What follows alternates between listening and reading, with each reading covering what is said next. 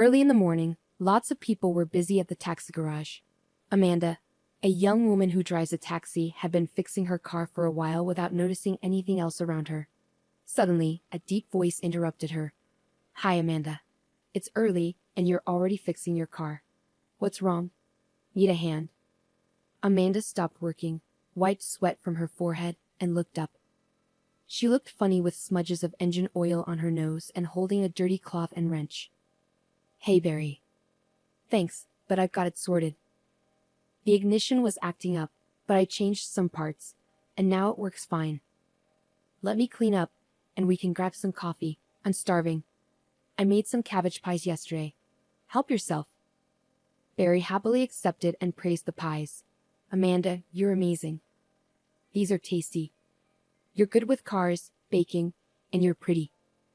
Too bad I'm married, and your fiancé is foolish. You should be appreciated and taken care of." Amanda sighed heavily, sat down with him, sipped her hot coffee, and said thanks, but men are all the same. They're nice at first, then they disappear. But I don't need anyone. I'll save up, have a child, and raise them alone. Just don't tell Mr. Ferris I'm pregnant. Before finishing her meal, the radio called her for a customer. She said goodbye to Barry and left, humming a tune. Amanda actually enjoyed driving a taxi a lot. Meeting different people and hearing their stories made her day exciting, even though there were some tough moments. If someone had told her 3 months ago that she'd be a taxi driver, she wouldn't have believed it. Amanda grew up in the countryside, where she lived with her grandfather. Her mom passed away when she was very young, and she never met her dad. Her grandpa took care of her so she wouldn't have to go to an orphanage. Amanda loved living in the countryside, with fields of wheat, fresh-smelling hay, and her favorite cat. Her grandpa taught her everything, from cutting grass to fixing their old Chevy. They even fixed up the whole car together. By the time she was 16, Amanda could drive just as well as anyone else. She passed her driving test on her first try, but then she decided to move to the city. Amanda knew there weren't many opportunities in the village, with all the young people leaving. So her grandpa gave her his savings and wished her luck. Amanda rented a room and got a job as a waitress in a cafe. It wasn't her favorite job because she had to stand all day and her back hurt by the end of each shift. But she needed to earn money somehow. Every day, a handsome young man named Steven came to the cafe during Amanda's lunch break. He always ordered coffee, sandwiches, and snacks, taking his time to enjoy them. Steven couldn't take his eyes off Amanda, and she felt shy whenever she served him. That's how they started talking. Steven worked as a manager in a tour company nearby and lived with his parents, who both worked in a bank. They were a regular family. Steven would give Amanda lots of compliments and flirt with her. One day, he brought her a beautiful bouquet of pink daisies, saying, "Daisies for my Amanda. You're as lovely as these flowers. I think about you all the time. I'd like to take you to the movies. I've already got tickets for the premiere. Would you like to come?" Amanda was thrilled when Steven asked her out, and they started seeing each other. Steven would meet Amanda after work, walk her home, and eventually started spending more time at her place. Amanda was overjoyed and hoped they would get married soon, as Steven had hinted at several times. But everything changed when Amanda found out she was pregnant. She took a test and felt a bit scared. She and Steven hadn't talked about having children yet, and they weren't planning a wedding. She decided to tell Steven everything that evening and see how he reacted. When Amanda told Steven she was pregnant, he stayed silent for a long time, looking unhappy. Amanda felt hurt and asked, "Are you happy, honey? It's our baby, yours and mine. Maybe we should get married sooner rather than later." Steven mumbled something unclearly, saying it was too soon and that he thought they were being careful. He said he needed to talk to his parents about it first. Then he left, not answering calls or showing up for lunch as planned. Amanda was exhausted and cried a lot, not understanding why Steven was acting this way. She was devastated when someone told her they saw Steven with another woman at the mall. Amanda couldn't believe it. She thought maybe it was a mistake, but she needed to find out for sure. She took time off work and waited for Steven outside his office. After waiting for 2 hours, Steven finally came out, but he wasn't alone. He was with the same woman from the mall, and they were kissing passionately in a fancy car. Amanda's heart sank, as she felt deeply hurt and betrayed. Losing control, she ran towards the car, banging on the glass and shouting, "You cheater. How could you do this to me?" Steven got out of the car, pushed Amanda away, and said he was sorry but that he was engaged to Peggy now because his parents had decided it. He told Amanda to leave and that it was over between them. Stunned, Amanda slapped Steven and told him she was pregnant with his child. But Steven didn't seem to care and just told her to go to the hospital and deal with it. And Peggy came out of the salon, looking at Amanda with disdain, and asked who she was. Steven dismissed Amanda, saying she was mistaken. Peggy warned Amanda not to interfere because she had connections through her father. Steven and Peggy drove off, splashing water on Amanda from a puddle. Amanda was left standing there, feeling like she was in a nightmare. Amanda couldn't bring herself to go to work. She cried at home for a week, feeling betrayed and devastated. She even thought about going to the hospital to deal with her pregnancy, but she was scared of what might happen. She was torn between her emotions and the fear of making a decision she couldn't undo. During one of her darkest days, her neighbor Barry came over to ask for medicine for his sick child. He noticed Amanda's distress and took her to his home, where his wife joined them. They gave Amanda some calming medicine, hot tea, and listened to her story patiently. Amanda needed someone to talk to share her pain, because the betrayal hurt her deeply. Amanda poured her heart out to Barry, not holding anything back. Barry listened, shaking his head in disbelief, and then asked quietly, "Wow, what a mess. Your Steven sounds like a real jerk. What are you going to do now?" Amanda shrugged and said, "I missed a week of work at the cafe, so they let me go. I guess I'll have to go back to the village to live with my grandfather. But I feel ashamed, and I don't know how I'll make a living there." Barry scratched his head and suggested, "Going back to the village isn't the best idea. What'll lead you there? Work on a farm. Listen, you've mentioned you can drive well and have a license. Why don't you work at our taxi company? We need more drivers, but our boss, Mr. Ferris, is strict. You'll have to work hard, but you'll earn a good salary if you're diligent. You can save up for the baby and then go on maternity leave. Just keep your pregnancy a secret or Mr. Ferris might not hire you." Amanda wiped her tears and thanked Barry, saying it was her dream job. She loved driving since she was a kid, and she was good at it. She decided to start fresh and leave the cafe behind. She promised to come back the next day and thanked Barry and his wife. They encouraged her not to give up and assured her they'd help. So, Amanda began working at the taxi company. At first, Mr. Ferris doubted her abilities, wondering if she could handle heavy luggage or fix car issues on the road. But Amanda proved herself, driving confidently and handling any problems that arose. Impressed, Mr. Ferris hired her. Amanda felt better and threw herself into her work. She didn't have time to dwell on her pain anymore. She enjoyed interacting with clients and driving around the city. Amanda felt happy again, even though her belly wasn't showing yet, and she wore loose clothes to hide her pregnancy. So Amanda kept working hard until her maternity leave. Thankfully, she didn't suffer much from morning sickness and only had occasional backaches from sitting for long hours. It was still better than carrying trays at the cafe. The only problem was the nosy and greedy owner of the taxi company. After every shift, he demanded detailed reports and even installed cameras to monitor the driver's interactions with customers and handling of money. Despite this, Amanda found the team to be excellent, especially since there was no gossip or drama like at the cafe. She remained good friends with Barry and enjoyed their tea breaks, where they talked about life. Today, Amanda had a big order to drive a client far out of the city, promising good pay for the long distance. She was in a great mood, already planning for her baby's arrival and trying not to dwell on Steven's betrayal. However, upon arriving at the client's mansion, she found him extremely drunk and indecisive about taking the cab. Eventually, the homeowner canceled the ride, leaving Amanda feeling frustrated as she wasted time and fuel without earning anything. She knew Mr. Ferris would be unhappy, but it wasn't her fault. To top it off, heavy rain started pouring, further dampening Amanda's mood.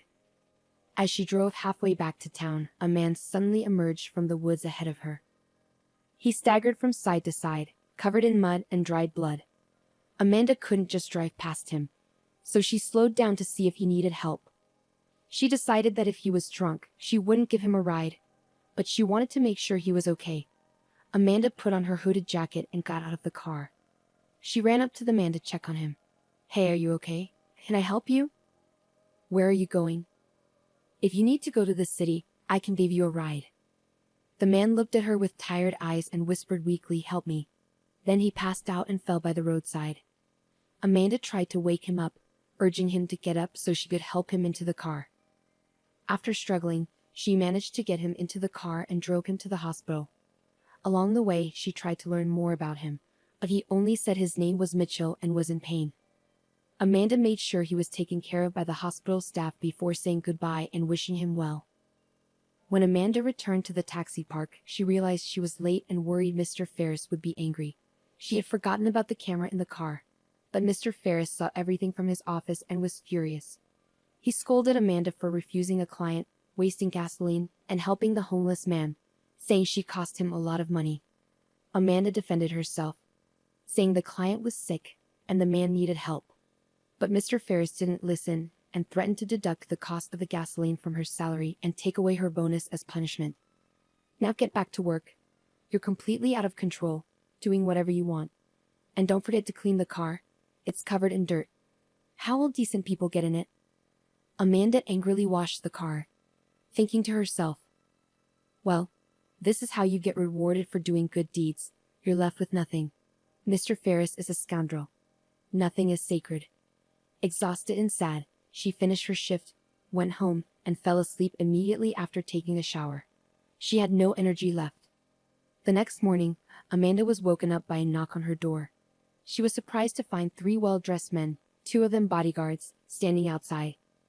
An unpleasant older man, clearly the big boss, entered without invitation and greeted her, "Good morning. Your name is Amanda, isn't it? You saved my son yesterday, picked him up on the road, and sent him to the hospital. I'm truly grateful to you. Thank you for not letting a man die." Saying this, he placed a puffy envelope on the table. Amanda waved her hands in amazement, saying, "No need, I just felt sorry for him. The poor guy was badly beaten, barely able to walk, and was in rags. How did he end up in that wooded area?" The businessman seemed taken aback by the question but still answered, "You understand? It's an unpleasant story. My son was kidnapped by bandits and held captive in a cabin in the woods. He managed to escape miraculously and tried to make his way home. Did he say anything to you on the way?" Amanda shook her head. "No, he didn't. He was in a lot of pain and only introduced himself as Mitchell. That's all." The man grinned and said, "Well, that's probably the best news today. All right, we got to go. Take the money. Have a good day. Goodbye." The trio left, and Amanda ran to the window and gasped. There was a whole motorcade of jeeps outside. She counted 4 of them. The girl counted the money. There was a huge sum by her standards. Clearly not a simple gratitude. She pondered. Her sleep was gone. No, something's wrong. First of all, this glossy big shot doesn't look like his father. Not a drop of worry, regret for the fate of his son. His eyes are cold and calculating. Close people don't act like that. Secondly, why did he ask so much if his son had spoken up? So there's something to hide. Thirdly, how did this man learn everything about me so quickly? And most importantly, why did he come to me? And perhaps this money is not gratitude at all but payment for my silence. No. I must go to the hospital again and check on Mitchell. I should find out from him what happened to him. Luckily, today's my day off. Anyway, Amanda bought some goodies on the way and went to the trauma department where she left Mitchell yesterday. But she was not allowed. Why can't I visit my friend? I won't be long. I'll ask how he's doing, and that's all. Let me in for a little while, please. The doctor himself came down to her and strictly said, "Unfortunately, we can't let you in to see Mitchell Libman. He suddenly fell into a coma and is now in the intensive care unit. And it is forbidden to enter there. You have nothing to do there." Excuse me. Amanda was shocked. Yesterday he was weak and beaten, but he was walking on his own feet. And now, all of a sudden, he's in a coma. What's wrong with him? The doctor waved her away angrily. Why should I report to you? Who are you to him? His father's with him, he knows everything. They'll let you know when you can visit his son. But for now, his condition is extremely serious. I don't have time to argue with you. I have other patients waiting for me. Have a wonderful day. Amanda was very upset and began to leave the hospital. But then she was stopped by the nurse. She took Amanda to a back room and whispered, "It's not as the doctor said. You're Mitchell's fiancé, aren't you?" I guessed it right away. Well, there's something wrong here. He's not in a coma. He's just being given some powerful medication, and it's unclear why. But I noticed that respectable man who seemed to be his father gave the doctor a big envelope with money and asked him to make sure that Mitchell never left the hospital. Not at all. I treated his wounds yesterday, it was nothing serious. I think the doctor sold his soul to the devil because he is an avid gambler and he needs money. I know this because I have a cousin who suffers from this addiction. I have seen the doctor several times in the casino when I took my cousin out of there. I told you the truth, but don't give me away, okay? Or they'll fire me or destroy me. All right, I'm off. Amanda was in shock. She didn't know what to do, how to help Mitchell. She scolded herself. Well, I got involved in a story again. I have many problems myself, and I'm worried about other people's problems. What a stupid character I have. The girl was tormented with worries and doubts all night, not sleeping a wink, and by morning, she decided for sure that she would not be able to live peacefully if she did not save Mitchell. After all, the guy was her age. Why should he die? It's not right, it's not fair. Amanda's first impulse was to run to the police and tell them everything she knew. But then she changed her mind. After all, if the rich man had so much money and connections to buy everyone and everything, then in the police, he probably has his own people. And what could she charge him with? It's all just rumors so far, no proof. The worst part was that there was no one to consult. And then Amanda remembered Nurse Deborah, so she decided to talk to her again, setting up a meeting at a cafe. Surprised, Deborah arrived on time. Amanda was the first to start. I'm sorry to bother you again. It's just that I have no one else to turn to. I can't tell anybody about something like this. They won't believe it. So I beg you to help me save Mitchell. I want to get him out of the hospital. I can get a car. I can drive. But how can I get him out? He's in a coma right now. Deborah paused for a moment, then replied, Okay, let's think this through. I have the night shift the day after tomorrow. It'll be Saturday. There will only be a few people on duty in the ward. Plus, Mitchell's doctor has Sunday off. During my shift, I can refrain from giving him the medicine that keeps him in a coma, so he should wake up in about 12 to 16 hours. I'll provide you with a white coat, a cap, and a mask to make sure no one recognizes you. We can also give you a name tag that says you're a doctor. We'll try to handle this ourselves. I'm hesitant to involve anyone else because I don't fully trust anyone. The only thing left is to figure out what to say when they come looking for him, which will likely happen during my shift. I could get fired for this, but you know what? Let them. I can't take it anymore. Amanda let out a heavy sigh and responded, I don't have a plan. I'll take him to my place as he is. Nowhere else. Once he wakes up and tells us who kidnapped him and why, we'll go to the prosecutor's office and let them handle it all. They agreed on that plan. Amanda had been so nervous for the past days that she could barely focus during her work, and on the designated day, she trembled occasionally. She was terrified of what might go wrong. What if it didn't work? What if Mitchell didn't wake up at her house, but it was too late to retreat, and on the appointed night, Amanda turned off the camera after the last order and drove to the hospital. She changed her clothes as Deborah had told her to, crossed herself, exhaled, and went straight to the ICU. Deborah was already waiting for her in the ward. Together they placed Mitchell on a gurney and hurriedly took him towards the exit.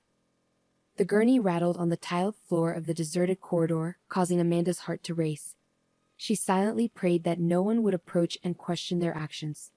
Thankfully, they were fortunate. Everything went smoothly. At this late hour, all the patients were already asleep, including the doctor on duty. Once they placed Mitchell in the backseat of the car, Deborah quickly returned to her post, whispering a goodbye to Amanda. Be careful, Amanda. I wish you and your fiancé a speedy recovery. I've packed the necessary medications and written down the instructions for you on a sheet of paper. In a hurry, Amanda drove frantically, her heart racing with fear.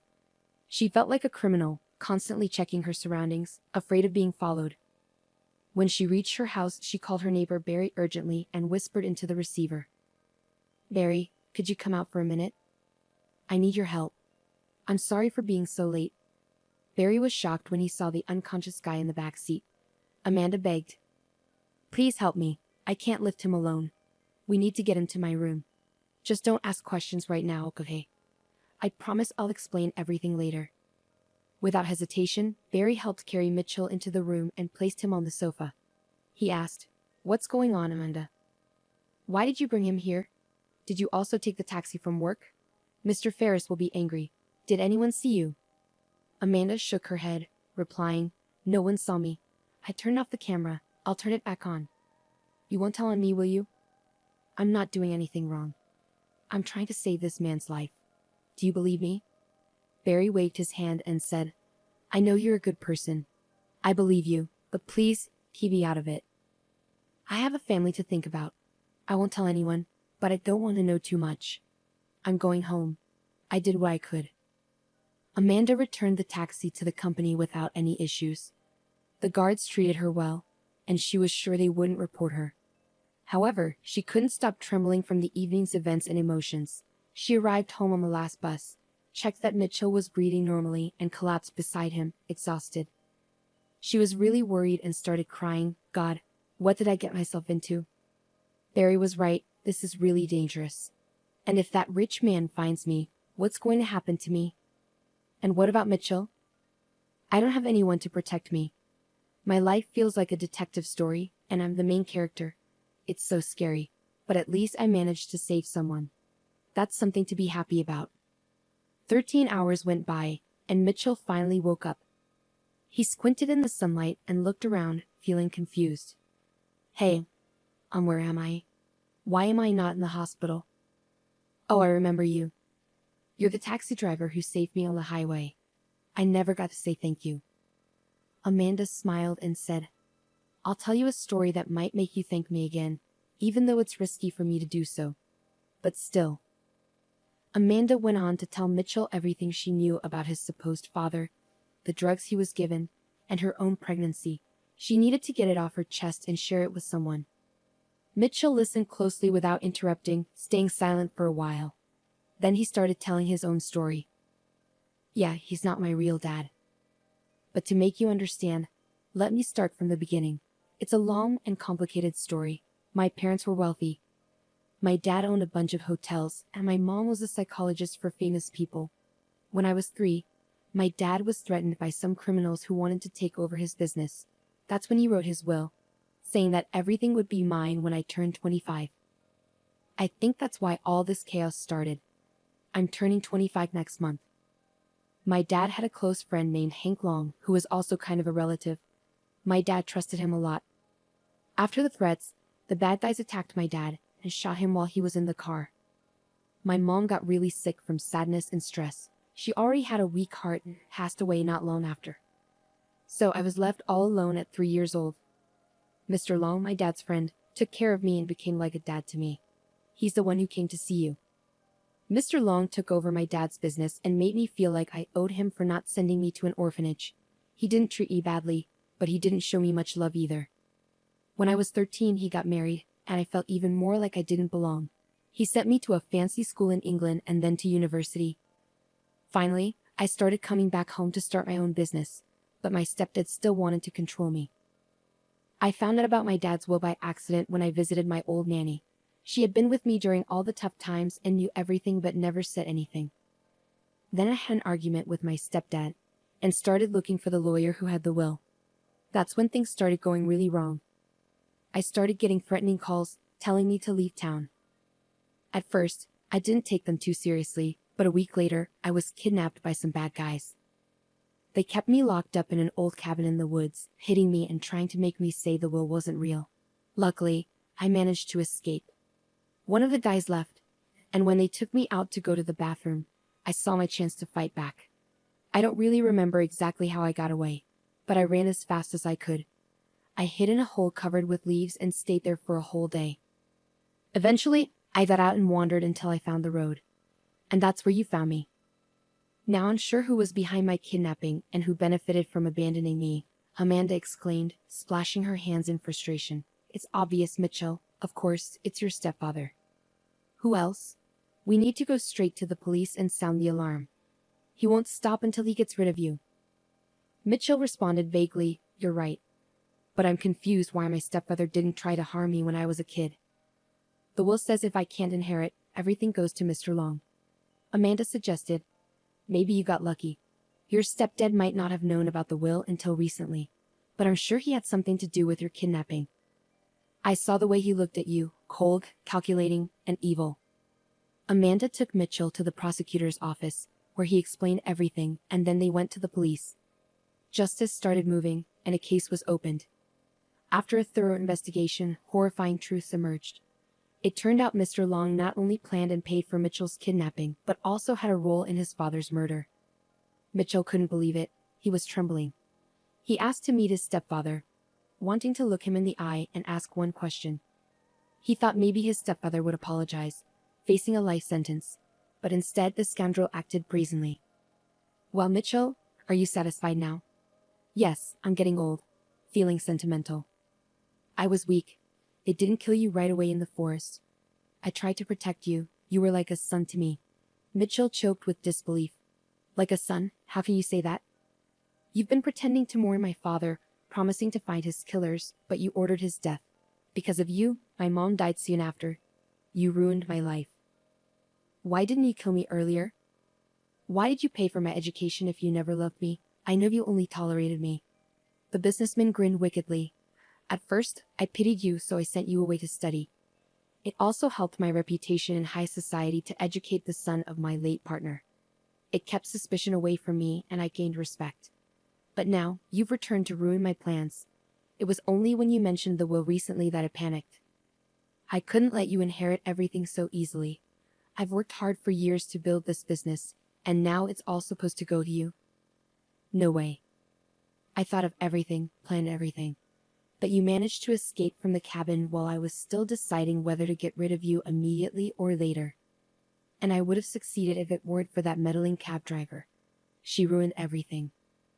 Mitchell was furious. "Don't you dare insult Amanda. She's amazing. She saved my life twice from you, Dad. You won't get away with this. You'll pay for everything." Mr. Long leaned forward and hissed angrily. "You're very wrong, kid. I have connections and resources. I'll be out of here soon enough. You'll see." But the court delivered justice, and the businessman was sentenced to life in prison for his crimes. Instead of a luxurious life, a jail cell awaited him. In court, he shouted about how much he hated Amanda, blaming her for everything. She had stopped him from getting even richer and had saved his stepson, whom he didn't even care for. Mitchell took charge of the company and threw himself into his work. He and Amanda became close friends, often spending time together. Mitchell secretly harbored feelings for Amanda. He admired everything about her: her contagious laughter, her unique features, and her kind eyes. However, Mitchell couldn't confess his feelings because Amanda was pregnant with another man's child and preparing for childbirth. He feared that confessing now would only hurt her and ruin their close friendship. So instead, Mitchell chose to take care of her and support her in every way he could. He insisted that Amanda move out of her old, cramped housing, and he rented a comfortable apartment for her. He also encouraged her to stop working as a taxi driver since her pregnancy was becoming noticeable, and her employer wouldn't provide maternity leave or might even fire her. Mitchell provided financial assistance to Amanda and made sure she had everything she needed. Amanda felt overwhelmed by his kindness. "Mitchell, you're spoiling me too much. No one has ever cared for me like this. Thank you so much. It's a shame I had to quit driving. I really loved that job. Sitting at home all day is boring." Quietly, Mitchell replied, looking into her eyes. "Amanda, this is the least I can do for you. You're not just a stranger to me anymore. In fact, you're the closest person to me now. Don't worry, soon you'll have your baby boy, and there won't be a dull moment. I'll be there to pick you up from the hospital. Will you let me be a godfather?" Touched, Amanda replied softly, "Of course, why are you even asking?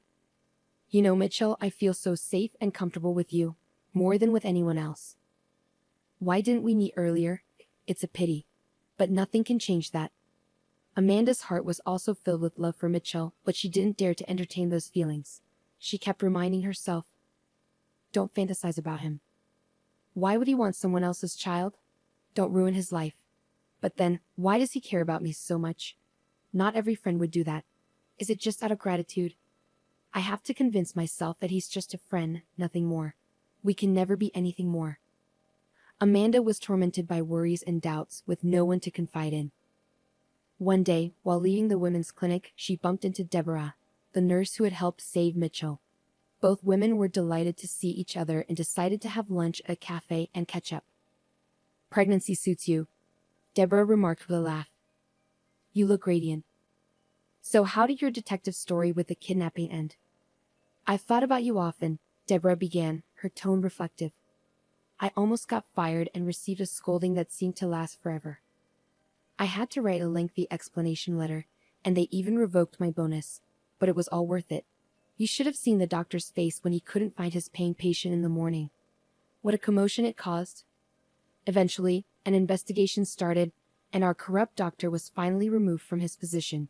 He was terrified and tried to dodge the consequences, hoping everyone would keep quiet about his shady actions. But many people were fed up with him. He was sentenced and is now in jail. He deserves it. And guess what?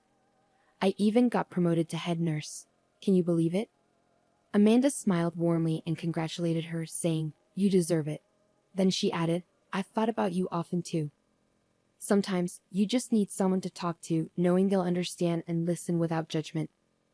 As for her pregnancy, Amanda confided in Deborah about her complicated relationship with her ex-boyfriend.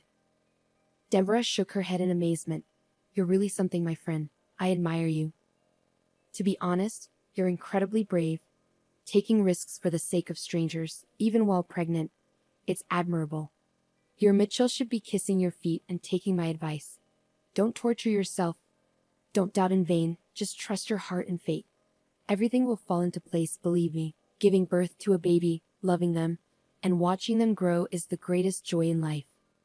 If Mitchell truly loves you, he will reveal his feelings sooner or later, and having a child won't be an obstacle. I made a mistake in my youth. I had a fight with my fiancé, and I hastily terminated my pregnancy without thinking. I carry that regret on my soul, and now at 37, I have neither children nor a husband. Do you know how many times I've regretted my decision? I could have raised a child and not felt so alone. You're a fighter, Amanda, and I admire you for it. Amanda took Deborah's hand gratefully and said, Thank you for everything you've done for me. Please visit me often. I'd be happy to have you around. Honestly, I've never had a true friend before, but I trust you. I feel like you're a good person, so let's be friends, Deborah exclaimed with joy. I'm all for it. I have Sunday off. How about we go for a walk and look for some interesting baby things, like fashionable strollers? We can have a chat. From that day on, Amanda and Deborah became inseparable. They had plenty to talk about and felt a deep connection, almost like sisters. When Amanda went into labor in the middle of the night, she didn't hesitate to call Deborah. I'm sorry for waking you up, but I think it started. My belly hurts so much, and I feel tightness. I'm scared. What should I do? Deborah immediately sprang into action, calming her down and organizing transportation for her. She instructed Amanda to get dressed, gather her essentials and documents, and wait for her. Everything will be okay. Dr. Brewster is a great obstetrician, and I'll be there for you, she assured. Deborah also called Mitchell herself. Wake up, Romeo. Your Juliet is giving birth. Let's go help. Within 30 minutes, Amanda was taken to the delivery room. Deborah and Mitchell anxiously waited in the corridor. Mitchell, feeling nervous, paced back and forth, bombarding Deborah with questions. You're a medical professional. Tell me, will Amanda be okay? Why hasn't she given birth yet? Did something go wrong? The nurse tried to cheer Mitchell up, pouring him some coffee and urging him to calm down. You men are so impatient. This process can sometimes last up to 24 hours. Let me ask you, do you love her? Mitchell, feeling embarrassed, answered honestly, yes, very much, more than anything. Though I don't know what to do about it. Deborah chuckled. You're funny. If you love her, what's there to think about? Get married and raise the boy with her. You two are so obvious. Don't hide in the corners pretending to be just friends. Excitedly, Mitchell asked, Do you think she loves me too? I'm scared to tell her. I don't want to offend her. I can't sleep or eat. She's always on my mind. Deborah reassured him. Yes, she does. Trust me. Be more decisive, Mitchell. We women are romantic. We always expect the first step from a man. Finally, a nurse emerged and announced, Congratulations, Daddy, you have a big boy. Amanda gave birth without complications. Deborah winked at Mitchell, saying, See? I told you everything would be fine. Go get some sleep, you lucky guy. I'll check on my friend as a medical professional. I'm allowed to. Amanda smiled blissfully as she held her baby close to her chest. The pain of labor seemed insignificant now as she looked at her son. The name Mark came to her mind effortlessly, regardless of who the father was. What mattered was that he was her own flesh and blood, and her life was forever changed, no longer just belonging to herself. Deborah entered the room quietly, kissing Amanda and congratulating her. "Look at him, frowning like an old man. Come on, smile." Amanda laughed and replied, "To be honest, it wasn't easy. The doctors were worried I couldn't do it on my own. But Mark and I pushed through, and now here he is, my little miracle." "Where's Mitchell? Did he go home?" Deborah chuckled and said, "I doubt he left. You should have seen how worried he was about you. He paced like a caged tiger, bombarding me with questions. He loves you, Amanda, that's for sure. I think he'll propose to you soon. Will I be your maid of honor?" Amanda's heart skipped a beat as she exclaimed, "You think so? I'm so grateful that both of you are here, that you both appeared in my life. I was pregnant and alone with only my neighbor's support." Deborah smiled and said, "I'll be happy to babysit the little serious baby. I know he'll grow fond of me." On the day of discharge, Mitchell arrived dressed in an expensive suit with a bouquet of flowers. Deborah had been with Amanda all morning, helping her get ready, teasing her and curling her hair with a curling iron. "Your Romeo is downstairs waiting impatiently," she teased. Confused, Amanda asked, "Deborah, what's all this? It feels like we're getting ready for a party. I'm just being discharged. Why all the fancy outfits?" The nurse chuckled and replied, "Who knows, who knows? One thing I can tell you is that you're in for a surprise." As Amanda stepped outside, Mitchell rushed to her while Deborah took little Mark in her arms. Mitchell took out a beautiful box from his pocket and opened it. "Dear Amanda, I congratulate you on the birth of your son. I want to put this ring on your finger as a symbol that we are more than friends now. I love you, darling, and I want you to become my wife. Will you marry me?" The nurses applauded, and the sound of a champagne bottle being opened filled the air. Even the elderly janitor paused his work to witness the scene. Overwhelmed with emotions, Amanda sobbed and whispered, "I agree, I love you too, and I can't help it." Deborah clapped her hands and shouted cheers as she raised a glass of champagne. She was genuinely happy that two loving hearts were finally united. Amanda moved into Mitchell's mansion, and the couple officially tied the knot. Mitchell adopted Mark, giving him his surname. 3 years passed.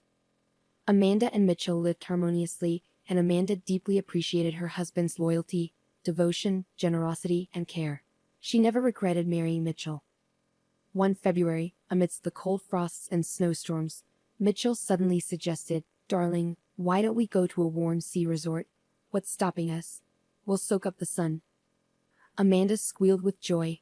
"Of course, I'm in. I've never been abroad, but I'd love to. You're the best." Mark clapped his hands in excitement, and the packing began. The couple visited a travel agency to select a suitable tour. The receptionist, a friendly girl, greeted them warmly and offered them coffee. She mentioned that the manager, Stephen, would assist them. When Stephen approached them, Amanda greeted him but didn't immediately recognize him. Upon closer inspection, she realized he was her ex-boyfriend. Stephen hadn't made any career advancements and remained a manager just as he was before. Amanda decided to play along by pretending not to remember him. She coolly said, "My husband's son, and I would like to choose a family tour to the sea. What options do you have to offer?" Stephen was visibly flustered and unable to provide a proper response. Lost in his thoughts, he barely heard Mitchell's voice. Finally, Stephen blurted out, "Amanda, don't you recognize me? It's me, Stephen. Is this my son? What's his name?" Mitchell answered stiffly, "This is my son, Mark Lebman." "Any more questions?" Amanda calmly replied, "Don't get excited, my love. The man has made a mistake." Mitchell took his wife and son, and they left the agency. Stephen was shocked. Losing such clients and such a woman. Peggy had left him a long time ago, and he never made a career. Today, seeing Amanda so radiant and happy, he felt offended and angry with himself. Now his son called another man daddy, and what was he left with? Few were willing to marry a simple manager without prospects. Only Amanda had loved him so sincerely and devotedly. If only he could turn back time. Amanda and Mitchell went on vacation, enjoying the sun and water, and came back completely happy. A month later, they received another surprise. Amanda found out she was pregnant. Mitchell hugged and kissed her, rejoicing like a child. Amanda thought to herself, if someone had told me that I would meet a man on the road, marry him, and have his child, I wouldn't have believed it. And now I'm the happiest I've ever been. That's fate. Soon, Amanda played matchmaker for her best friend, introducing her to Mitchell's friend and partner, Andrew. It was a great decision, as they had a passionate romance, and soon Deborah also became pregnant. Mitchell and Amanda joyfully shouted cheers at their best friend's wedding, wishing them happiness. The two couples often gathered for joint vacations, enjoying friendly and fun times together. To be loved is more valuable than being rich, and our heroes managed to achieve it.